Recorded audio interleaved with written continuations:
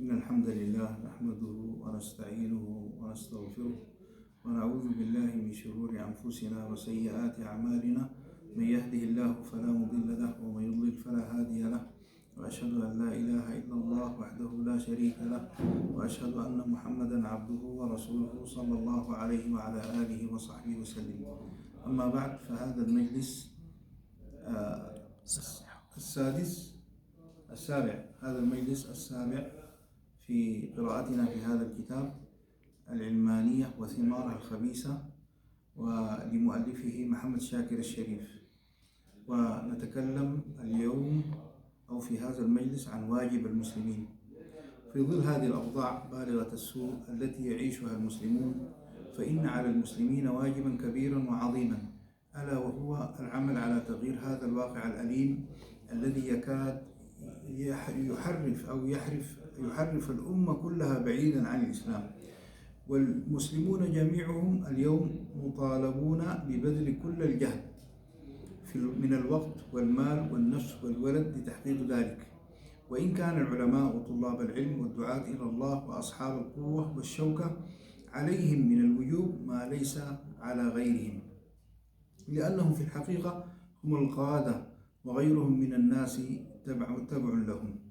ولا خروج للمسلمين من هذا الواقع الأليم إلا بالعلم والعمل، فالعلم الذي لا يتبعه عمل لا يغير من الواقع شيئا، والعمل على غير علم وبصيرة يفسد أكثر مما يصلح. ولا أقصد العلم ببعض القضايا الفقهية الفرعية، ولا ببعض الآداب ومحاسن العادات، كما يحرص كثير من الناس على مثل هذه الأمور ويضعونها في مرتبة أكبر من مرتبتها في ميزان الإسلام. ولكني أقصد العلم الذي يورث إيمانا صحيحا صادقا في القلب، مؤثرا حب الله ورسوله ودينه على كل ما سوى ذلك، وباعثا على العمل لدين الله والتمكين له في الأرض، وإن كلفه ذلك ما كلفه من بذل النفس والنفيس. ولن يأتي ذلك إلا بالعلم الصحيح بحقيقة دين الإسلام، واليقين الكامل التام الشامل بحقيقة التوحيد أساس البنيان في دين الإسلام. ثم لا بد مع ذلك من العلم بالمخاطر التي تتهدد الأمة الإسلامية، والأعداء الذين يتربصون بها، والدعوات الباطلة والهدامة التي يروج لها، وما يتبع ذلك من تحقيق البراءة من أعداء الدين وتحقيق الولاية للمؤمنين الصادقين.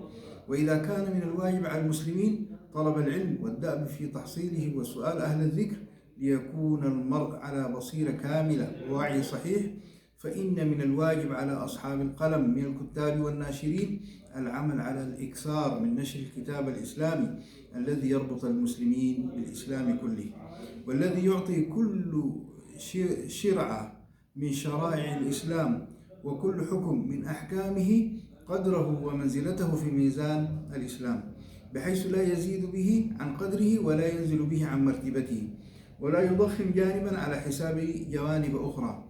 وفي هذا الصدد فإن الكتاب والناشرين مدعوون بقوة إلى الالتزام بذلك، وخاصة في تلك الظروف العصيبة الحرجة التي تمر بها الأمة الإسلامية.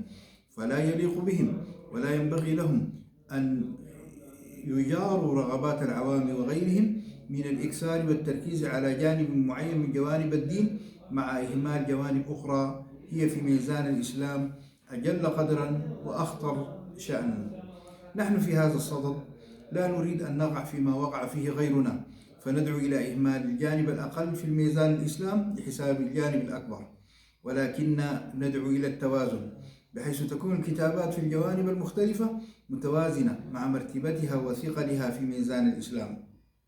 فلا يقبل أن تكون المكتبة الإسلامية مملوءة بالكتابات المختلفة المتنوعة عن الجن والسحر والشعوذة والورع والزهد والأذكار وفضائل الأعمال وكتب الفروع الفقهية وأشبه ذلك، بينما نجد المكتبة تكاد تكون خاوية من الكتاب الميسر الصالح للتناول العام في مجالات بالغة الأهمية، مثل أحكام الفقه السياسي في الإسلام، أو بالتعبير القديم الأحكام السلطانية، ومثل مناقشة النحل الكثيرة التي بدأت تنتشر في عالم المسلمين كالعلمانية والديمقراطية والقومية والاشتراكية والأحزاب ذات العقائد الكفرية كحزب البعث والأحزاب القومية وغير ذلك.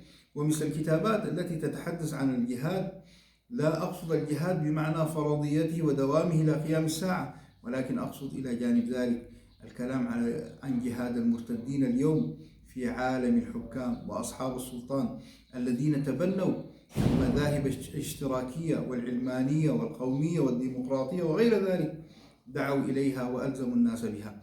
ومثل الحديث عن كيفية العمل لإعادة الخلافة الضائعة إلى غير ذلك من المواضيع ذات الأهمية البالغة في حياة المسلمين.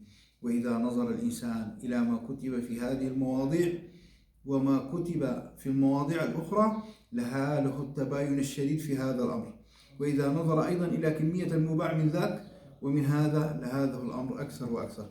قد يقول الكتاب والناشرون إن الناس لديهم عزوف عن قراءة هذه المواضيع، لكن منذ متى كان لصاحب الرسالة التي يريد لها الذيوع والانتشار أن يطاوع الأهواء والرغبات؟ وإذا كان حقا ما يقال عن هذا العزوف فأنتم مشاركون بنصيب وافر من ذلك، لأنكم طاوعتموهم على ذلك ولم تبصروهم بأهمية التوازن وعدم تضخيم جانب وإهمال جوانب أخرى، لأن هذا الأمر سيؤدي بالناس في النهاية إلى حصر الإسلام وتضييق نطاقه في إطار عبادة من العبادات أو أدب من الآداب أو عادة من العادات. بل قد انحصر الإسلام فعلا عند كثير من الناس في أداء الصلاة وصيام رمضان، وبعضهم انحصر الإسلام عنده في مجموعة من الأذكار، وبعضهم انحصر الإسلام عنده في حسن الخلق، وبعضهم انحصر الإسلام عنده في هيئة أو زي أو لباس، وبعضهم انحصر الإسلام عنده في العلم ببعض فروع الفقه أو العلم ببعض القضايا والمصالح ونحو ذلك. فإذا خاطبت الكثير منهم عن عموم الإسلام وشموله وحدثتهم عن بعض القضايا الهامة والملحة والمنبثقة من توحيد الله والإيمان باليوم الآخر، مثل الحديث عن الحكم بما أنزل الله والالتزام ووجوب السعي لإقامة دولة الإسلام وإعادة الخلافة وبيان بطلان المذاهب الكفرية كالعلمانية والديمقراطية وغير ذلك، ظنوك تتحدث عن دين غير دين الإسلام، وقالوا هذا اشتغال بالسياسة ولا يجوز إدخال الدين في السياسة. ومثل هؤلاء لو تأكد عليهم الكلام في مثل هذه القضايا في خطب الجمعة وفي دروس وحلقات العلم في المساجد وفي الكتابات الميسرة التي يمكنهم قراءتها وفهمها بيسر لم يصدر عنهم مثل هذا الكلام الضال المنحرف.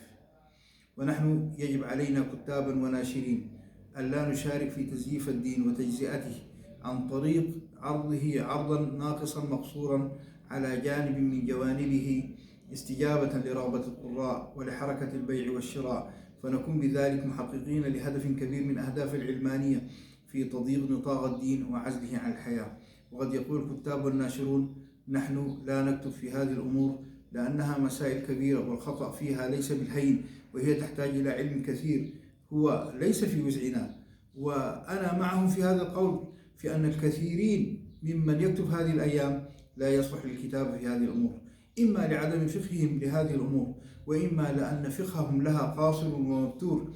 وإذا كان ذلك صحيحا وهو صحيح في حق كثيرين فأين العلماء الكبار وأين الشيوخ الأجلاء؟ وإذا لم يكن هذا هو دورهم ومهمتهم فما هو دورهم إذن في العمل على تغيير هذا الواقع الأليم؟ نتوقف هنا على أمل أن ألتقي بكم في مجلس آخر. سبحانك اللهم وبحمدك، أشهد أن لا إله إلا أنت، أستغفرك وأتوب إليك. السلام عليكم ورحمة الله وبركاته.